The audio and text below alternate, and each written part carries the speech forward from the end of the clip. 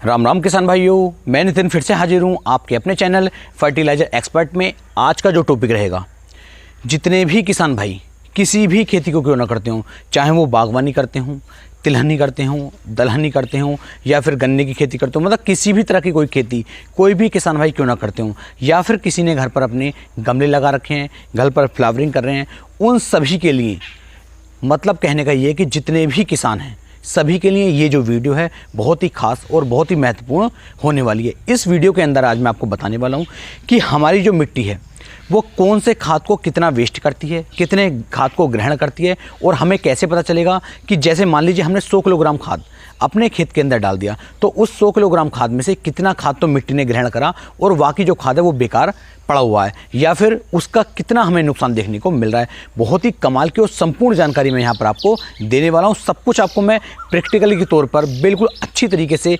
समझाने की कोशिश करूँगा, तो वीडियो में लास्ट तक बने रहें जिससे कि आपको एक सही और शानदार जानकारी मिल सके। आप सभी से निवेदन है कि इस वीडियो को खुद तो पूरा देखें ही देखें, साथ ही साथ अन्य किसान भाइयों तक भी इस वीडियो को शेयर करें, क्योंकि ऐसी जानकारी आपको कहीं भी कोई भी नहीं देने वाला है, क्योंकि बहुत ही मेहनत लगी है मेरी इस वीडियो को बनाने में। सबसे पहले बात करते हैं कि हमें कैसे पता चलेगा कि ये दिक्कतें आ रही हैं। किसान भाइयों, हमारी जो मिट्टी का पीएच मान होता है, पीएच मान के ऊपर ही पूरा जो खेल है वो निर्भर करता है। खेल का मतलब मेरा यह है, यदि पीएच मान हमारा नॉर्मल है तब तो जितने भी खाद हम डाल रहे हैं वे सभी खाद हमारी मिट्टी को मिल रहे हैं, हमारी फसलों को मिल रहे हैं। जबकि यदि पीएच मान अम्लीय हो जाता है तो किसान भाइयों हमारी जो मिट्टी को खाद मिलते हैं वो खाद पूरी रूप में पूरी अच्छी तरीके से नहीं मिल पाते, हमारी फसलें उन्हें ग्रहण नहीं कर पाती। उसी के अनुसार यदि मिट्टी हमारी क्षारीय है तो क्षारीय मिट्टी में भी हमारी जो मिट्टी है, हमारी जो फसलें हैं उन खादों को ग्रहण नहीं कर पाती हैं और हमारा नुकसान होना शुरू हो जाता है। तो पीएच मान क्या है, सबसे पहले ये बताऊंगा। अम्लीय क्या है, क्षारीय क्या है। यदि अम्लीय है तो हम क्षारीय कैसे कर सकते हैं, मतलब अगर अम्लीय हमारी मिट्टी है तो उसे हम नॉर्मल मिट्टी कैसे कर सकते हैं। यदि हमारी मिट्टी क्षारीय है तो उसे हम नॉर्मल कैसे कर सकते हैं। साथ ही साथ कौन सी फसल लगाने के बाद जो हमारी क्षारीय मिट्टी है वो नॉर्मल मिट्टी में कन्वर्ट हो जाएगी, और हमारे जो खाद हैं वो कितने पीएच मान पर कितने खाद बेकार हो रहा है और कितने पीएच मान पर कितना खाद हमारा बेकार हो रहा है। वीडियो थोड़ी सी लंबी हो सकती है लेकिन जानकारी यहाँ पर मैं पूरी कोशिश करूँगा आपको 100% सही देने की। पहले बात करते हैं अम्लीय मिट्टी की। तो अम्लीय मिट्टी किसान भाइयों 4.5 से लेकर के 6.5 जो हमारा पीएच मान होता है, यहाँ तक की मिट्टी को किसान भाइयों अम्लीय मिट्टी माना जाता है। जबकि 6.5 से लेकर के 7 तक की जो मिट्टी होती है इस मिट्टी को नॉर्मल मिट्टी माना जाता है, और 7 से लेकर के जो ऊपर की हमारी मिट्टी होती है उसे किसान भाइयों क्षारीय मिट्टी माना जाता है। तो अगर किसान भाइयों हमारी मिट्टी के अंदर अम्लीय गुण जो हैं वो ज़्यादा हैं तो किसान भाइयों हमारी मिट्टी अच्छी तरीके से खादों को अवशोषित नहीं कर पाएगी, अच्छी तरीके से खादों को ग्रहण नहीं कर पाएगी और हमें नुकसान देखना शुरू हो जाएगा। इसलिए कोशिश ये करनी है कि हमारी मिट्टी का जो पीएच मान है वो 6.5 से लेकर के यदि 7 के बीच रहेगा तो हमारी ज़्यादातर जो फसलें हैं, ज़्यादातर जो हमारी प्लांट हैं, ये किसान भाइयों अच्छे और नॉर्मल तरीके से अपनी पैदावार निकाल पाते हैं। और यदि ये क्षारीय हो जाती है तो उस कंडीशन में किसान भाइयों आपको काफ़ी ज़्यादा नुकसान देखने को मिल सकता है। तो अब बात करते हैं खाद कितना नुकसान हमारा कितने पीएच मान पर होता है। तो यदि हमारी मिट्टी का पीएच मान 4.5 है, यानी कि 4.5 यदि पीएच मान हमारी मिट्टी का है, और इसमें किसान भाइयों आप जो है नाइट्रोजन डालते हैं, फास्फोरस डालते हैं और पोटाश डालते हैं। मान लीजिए नाइट्रोजन की मात्रा आपने किसान भाइयों 100 किलोग्राम डाली, फास्फोरस की मात्रा किसान भाइयों आपने 100 किलोग्राम डाली और पोटाश की मात्रा भी आपने 100 किलोग्राम डाली, तो इसमें हमारी मिट्टी को कितना ग्रहण करेगी हमारी मिट्टी वो मैं आपको बताता हूँ। तो इसमें नाइट्रोजन की जो 30 किलोग्राम की मात्रा ही हमारी मिट्टी ग्रहण कर पाएगी।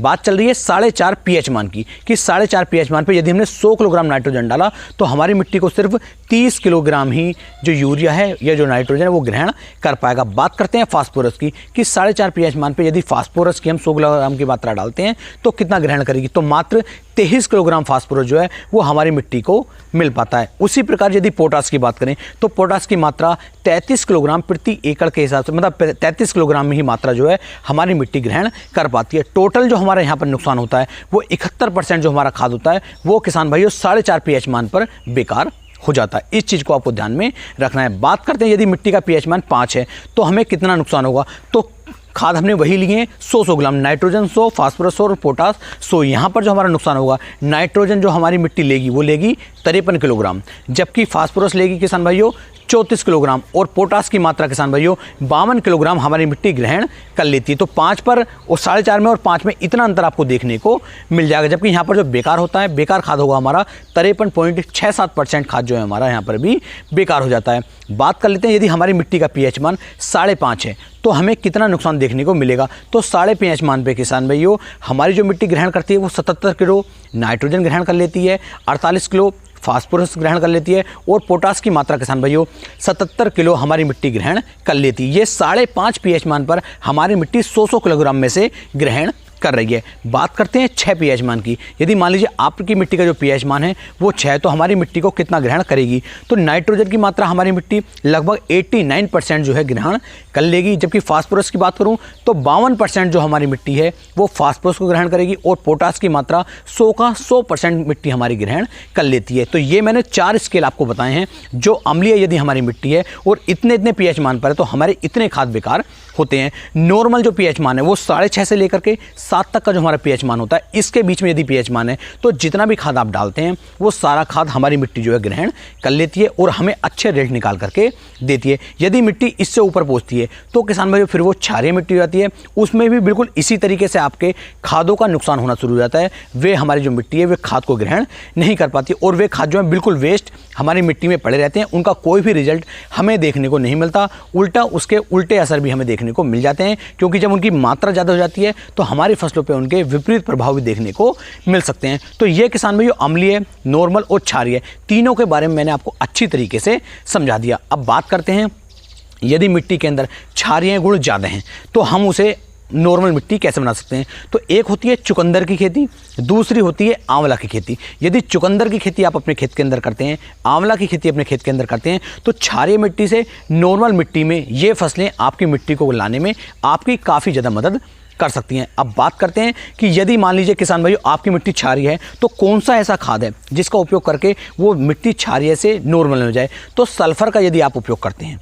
तो क्षारीय मिट्टी से नॉर्मल मिट्टी में आने में ये आपकी काफ़ी ज़्यादा मदद कर सकती है। उसी प्रकार यदि हमारी मिट्टी अम्लीय है और अम्लीय से हमें नॉर्मल में मिट्टी को पहुंचाना है तो उस समय पर यदि आप चूने का उपयोग करेंगे तो चूने का उपयोग करके भी हमारी जो मिट्टी होती है वो किसान भाई अम्लीय से नॉर्मल मिट्टी में चेंज होना शुरू हो जाती है। तो इस तरीके से भी आप इन बातों को समझ सकते हैं और आपको पता होना चाहिए कि आपके खेत की मिट्टी का जो पीएच मान है वो किस लेवल पर पहुंच रहा है। इसकी जांच करवाइए, क्योंकि यदि आप जांच नहीं करवाते, अंधाधुंध सिर्फ खाद डालते रहते हैं तो सिर्फ और सिर्फ आपका नुकसान है, आपके पैसे का नुकसान है, आपके समय का नुकसान है। आपको कोई भी फायदा यहाँ पर देखने को नहीं मिलेगा। पूरी अच्छी तरीके से कोशिश की है आपको सारी बातें जानकारी देने की। साथ ही साथ यदि आप अपनी मिट्टी का पीएच मान जानना चाहते हैं तो वीडियो का लिंक डिस्क्रिप्शन में भी मैंने दिया है और ऊपर आई बटन में भी जाकर भी आप देख सकते हैं। क्योंकि अम्लीय हो, क्षारीय हो या नॉर्मल हो, इन सभी मिट्टियों को हम किस तरीके से नॉर्मल कर सकते हैं इसके लिए मैं पहले भी 2 वीडियो बना चुका हूं। तो उन वीडियो को आप देख सकते हैं और समझ सकते हैं कि किस तरीके से आप अपनी मिट्टी की वैल्यू को चेक कर सकते हैं। उम्मीद है मेरी ये वीडियो, मेरी ये जानकारी आपको काफ़ी ज़्यादा पसंद आई होगी। वीडियो अच्छी लगी हो तो वीडियो को ज़्यादा से ज़्यादा किसान भाइयों तक शेयर कर सकते हैं। फिर मिलेंगे एक नई वीडियो में, तब तक के लिए मेरे सभी प्यारे किसान भाइयों को राम राम जी।